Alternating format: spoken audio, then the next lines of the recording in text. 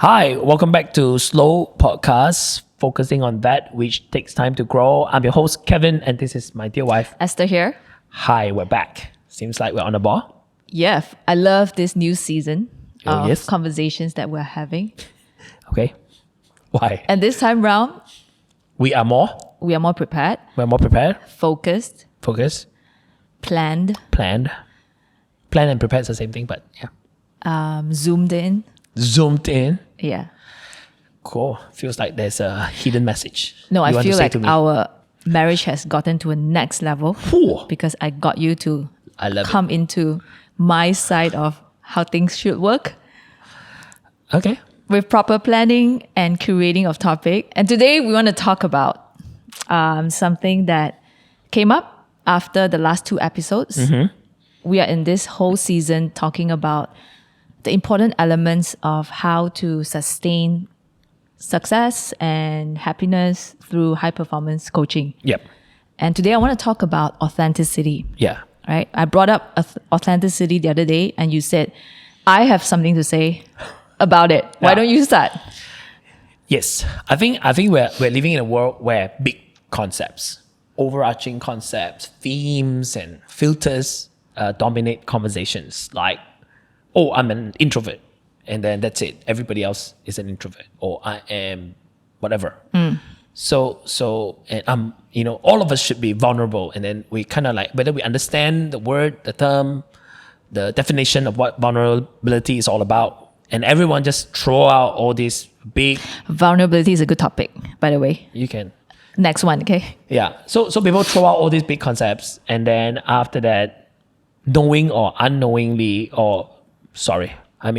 knowing it or not, people will just try to say that they are such and such without even understanding it. So because of that, I want to address this thing called authenticity. What does it really mean to be authentic? And I think being authentic is really being true to yourself, but not remaining at a place that you are stuck at, but with a desire to grow. A lot of people throw out, I'm just trying to be authentic. It almost sounds like an excuse. Not just that. So social media will tell you, be authentic, right? It's one Yeah. of those pointers of how to achieve a lifetime of happiness. Be Yeah. authentic, be yourself. Uh-huh. So they listen to this and they read all about authenticity. Yep. Yeah. So when you just say, to be authentic means to be my real self. This is who I am. Deal with it. It can play out as a double-edged sword because on one hand, yes, you're being true to yourself, which I will not deny. But on the other hand, that being true to yourself, is it a better version of who you are? If I use it as an excuse for not growing, not doing anything, not stepping up, and not doing far more than I should, where I know I could, then I think that being authentic is no longer a driving force for, success or a better life, but it becomes an excuse of not growing and doing better in life. Yeah. Growing up, there's this term, fake it till you make it. Yeah. Right? We were in that era where, Yep. if you're not confident, fake it till you make it. If you don't know how to public speak, fake it till you make it. Yeah. Just practice until you can make it there. If you don't know how to do a certain thing, fake it till you make it. Yep. And that was a season where everybody thought, okay, I got to do this to be somebody. Then when it went overboard, people started getting burnout. People started getting tired. Then it went on this whole route of be who you are, be authentic, Yep. be the real you. So my problem with this is if that person knows who they really are, that's not a problem, right? But a lot of times people don't really know who they are. So when this word is thrown at them, be who you are, if I'm to be who I am, what if I'm lazy, right? What if I'm just a Exactly. slacker, right? I'm Yep. reserved. I don't like to take challenge. I'm risk averse. I don't like new things. If I am who I am, I'll And just remain stay there. there. Yep. Right? And I'll tell all the people around me that this is who I am, accept this part of who I am. Yep. So it's like a total opposite of the fake it till you make it. Even if you know, you think you are not that person, you think you are that person and you can become that person. I am more prone to this because there's some truth to it, right? It makes you show up, like what you said, as your best self. In life, when you want to achieve success, it's really showing up as your best self. So I know maybe I'm lazy, I am reserved, I am risk averse. If I want to show up as someone I'm proud of, who do I want to be? I got to ask myself that question. I want to be confident, right? I want to speak clear, well, influence others. So when I tell myself that is who I want to be, I think authenticity can grow, right? And it's not a static kind of a thing. Yep. So as you are saying that, right, I think true love, when you express your true love for somebody, you really should not love them for who they are, but love them for who they can become. That's good. Because I just had a conversation with somebody earlier really? on. Yeah. A lot of people complain that when they kind of find a partner, they said, I just can't find a partner that can lead me. I can't find a partner that is this kind of a person or that kind of a person.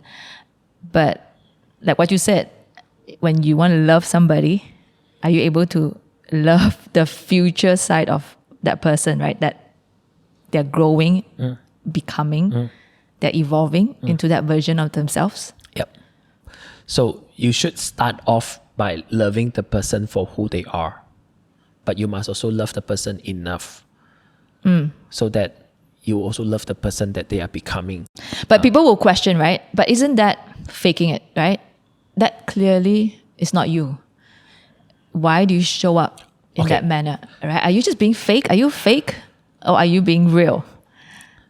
You see, the issue with all this is that any terminology definition on its own, when it was first coined, term defined, it's neutral.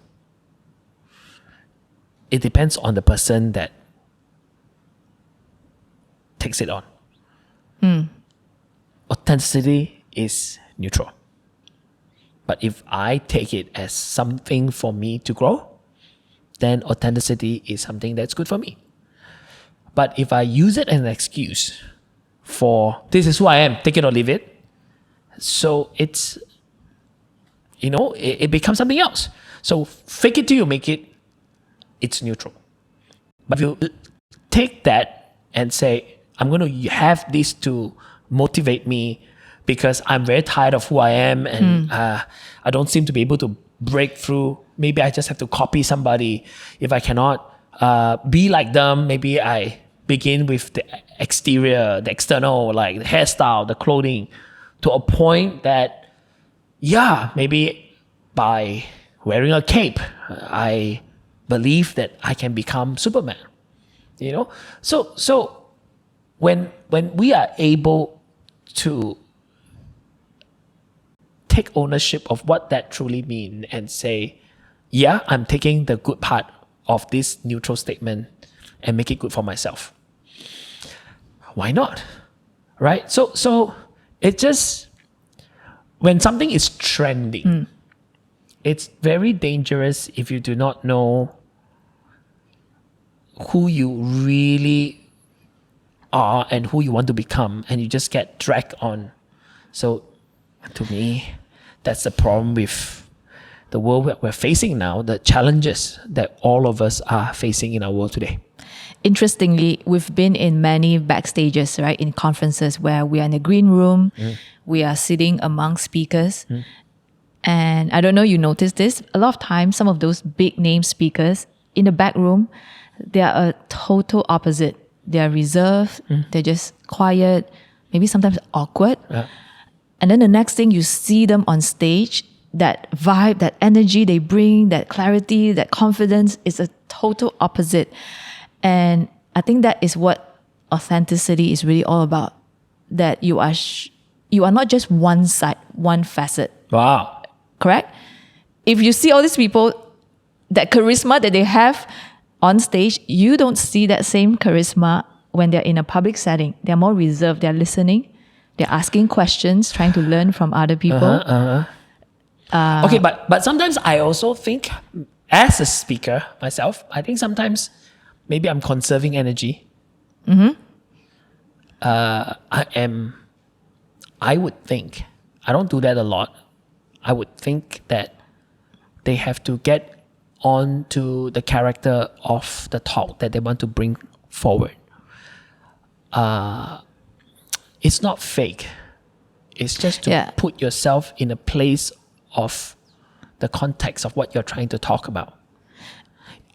Because, for example, if I'm going to speak on mental health and it is demanding on me, on my audience, it's painful, it requires a lot of focus and prepping myself to be ready on stage to create that connection with my audience, the dynamism. I don't want to be like happy, clappy in the green room and hello, hi everybody. That would be odd. You know, that would be hypocrisy, because then you're just going up there It's one part to do a show. about conserving energy, Yeah. but there's this other side where when you know you have to show up your best self, you evolve, right? But I love this about you. When you're on stage, you are this charismatic person. You will speak, you will challenge people, you will move their hearts, you will move them into action. But when you are home, you also have this more reserved side, asking, what does everybody want to do, right? Being a team player, being present. And I think authenticity has many faces, right? You could be someone at work in showing up as that strong, confident person, but at home, you are also that quiet, pleasant, present kind of a partner or a parent. So learning all this different side of the authentic you and growing in that specific area, I think is really important. No, I think the way you see this, I think is very interesting, because I think people confuse authenticity with uniformity. They just think it's one thing. This is who I am. Yes, this is one thing I should be. But I don't think you can be consistent in that sense where different environment, different setting demands differently out of you. And you've got a job to do. You have to, speak with clarity to the people. You have to make sure they understand. And I don't want to bring that back home, or you don't want to bring it back home and talk to our kids like that. Then they'll be like, Mom and Dad, why? Are you guys working? So understanding the environment we are in and what demand out of us and what ought to be presented by us, I think that would be every bit authenticity in a human being. Yeah. So how can someone build authenticity in their lives, right? We talk about that authenticity really is being your best self, showing up as your best self, not just staying put at who you are. So for our listeners, they're probably wondering, so how do we build authenticity? Where do we start? Oh, I think a good place to start is to start with being a friend to yourself. You just have to be comfortable with who you are. What if they're not? Then you find a place that you can be. I really wish no one hate every bit of their life. I am sure at some point lodged somewhere in the corner of your heart, there's something about you that you love. And So work start from there. that place. Yeah. Okay. Maybe, okay, I've been coaching a lot of people. They're not motivated all the time. But when they see me, they're very motivated. And oh yeah, I got to this. Yeah, I remember. Yeah. But then after I'm done, they go back. They're back to square one. So I realize I don't want them to be like that. They don't want to be like that. So recently I adopt this new strategy and I just keep asking them, what do they love to do? What do they like? Because the same emotion and energy that they derive from doing things that they like will cause them to have the same energy for love and life and being excited about what they're doing. So I keep asking them, so if you like badminton, come on, just play well, plan well, enjoy the game. And when you have that energy, you have that joy and inspiration in you, easier for you to talk about what you do, your work, because a lot of them struggle like in sales, but they don't struggle with sports or with the things that they like to do. So I say, why don't we start from the things that you like to do? Some of them like toys. Like adult toys, as in Adult I toys. know. No, they As like in, Hot Wheels, the cars, the model cars. So I say, why don't you tap into that energy, talk about those things, and because you are most comfortable with yourself, and from there develop a certain community, followership, and be proud of what you do, so that you can also be proud of the sales that you are doing. So just learning to tap into that. Be a friend to yourself. You're not a project for your own life. Life is not a project. You just have to befriend yourself, enjoy the moment, do things that you like, and from there, it will help you to continually love the thing that you do.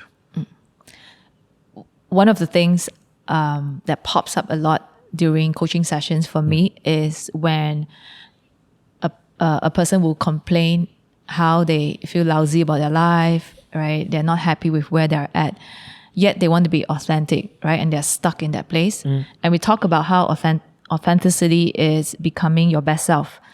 So one of those ways, I always recommend going back to what matters the most. I think we talk about this in another episode. Going back to values. How do you align yourself, your future self, with what you really value? Many people don't think about their values. They just think about what they want, what they see other people have, and they want it. But they don't really think through what really matters to them. What do they value? If they value, for example, resistance, right? If you have that as a value and I just don't want to give up. Resilience, you mean? Yeah, resilience. I don't want to give up. I want to move forward. Even if I fail, I can keep going.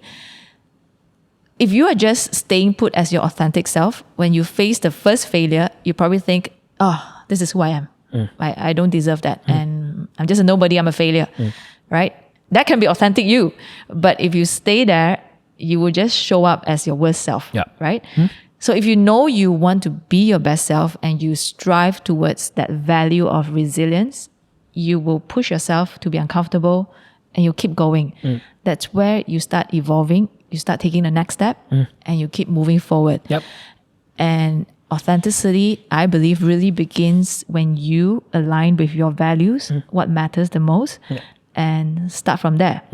So we have being friend to yourself, align with your values. What's one more tip? 1, 2, 3. It has to end with 3 tips. One more tip. Okay. It cannot be a even number. It has to be an odd number. 1, 2, 3. Don't keep your value too abstract. For example, values itself is already abstract. Yep. Most people struggle with it. Yeah. They think it's like an exam question. Of course. I don't even know what if we are not doing this, if we're not constantly helping people, I would struggle with the concept of what do you value in life? So value to me, it can be as simple as I value my friendships with my childhood friends. So, okay, so what do you value then? You start asking yourself questions like that. Oh, I value the impromptuness. I value the how we can just relate to each other. Okay, so then how is this value going to affect what you do? I want to value my client the same way I have with my friends growing up. But your friends, you can value them in that way. It's because of the time that you spend growing up, right? So perhaps one of the things that if I value that and I want to bring this into my company, I value friendship. I should invest more time with my colleagues and my clientele so that I will not just do a business, but I can create a community around me based on what I truly value in life. So I think simple question is to begin by asking yourself, what do you actually value? Rather than what are some of the values in your life? What does it mean to you? Some people value their family. Some people value... So family would become the value. Yeah, but why? Then you have to ask, why do you value your family? Because I spend a lot of time with them. They mean a lot to me. So if I'm building a business, then how do I make this value a part of the core values of my company? I can begin with my staff members and I treat them like a family.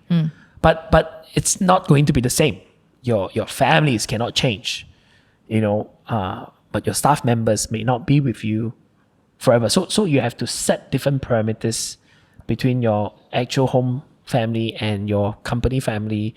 Otherwise, if you think nobody can leave, it will create a lot of stress. But you value them as long as you're with us. We will value you as a family. We want you to be honest, be open. If you're changing job, we hope to be the company that allow you to speak to us freely, so that instead of being upset, shocked, being mad at you leaving, how can we help you find another job, or how can we help you in a new job? It's a lot to think about. And it's also not easy because it affects the company financially. Yep. Some people value financial stability, for example, right? Money is important because maybe growing up, they just don't have the means to do a lot of things. So now that they're an adult, they value having that financial freedom and financial stability. And if that taken to an extreme, it could become greed, self-centeredness, and inward looking. Inward looking, right? So I guess with knowing what you value, you also got to ask yourself, with achieving that for yourself, that thing that you value the most, what is it for? Yeah. Right? Definitely. If it's just for personal gain, if it's just for, I just want to be very rich, a lot of money so I feel safe, you would end up living a very miserable life because you don't know especially what is it for. Especially when suddenly one day the money is depleted. Yeah. So to extend that definition of what the money is for, I think would be something very important. Yeah, so it starts with, so what do you value? What's important? What is it for? What is that ultimate purpose of your life? And I think if you start channeling that to look outwards... You should start doing a PDF checklist for people who are listening so that they DM us, you can send to them. On how do you find your value? Yeah, I think I should, because some of my clients, I give them as a homework. When they come back, they get so much clarity out of it, right? Some even print it out in their office or on top of their bed. And some still lost. So, they just want to see it as a reminder because, again, it's a journey, right? That is the best version of you want to be. But right now, maybe you are not that. Right? And if you don't give yourself a positive reminder, we will just be who we are. That lazy, reserved, inward looking, stuck kind of a person. Right? So this is fun. Good. Some part heavy, but I love it. Thank you. So we have 3 tips. 3 tips. That's enough. Be a friend. What matters most. And simplify the abstractness of a value. Yep. If this is something that has benefited you, do like, share, and subscribe to this channel. Yeah. And if you would like to work on yourself, work on mastering you at your workplace or at home, do apply for a strategy call to work with us. Have a chat with either one of us and see how we can take you to your next level. Yep. Thanks for watching. Take care now. Bye-bye.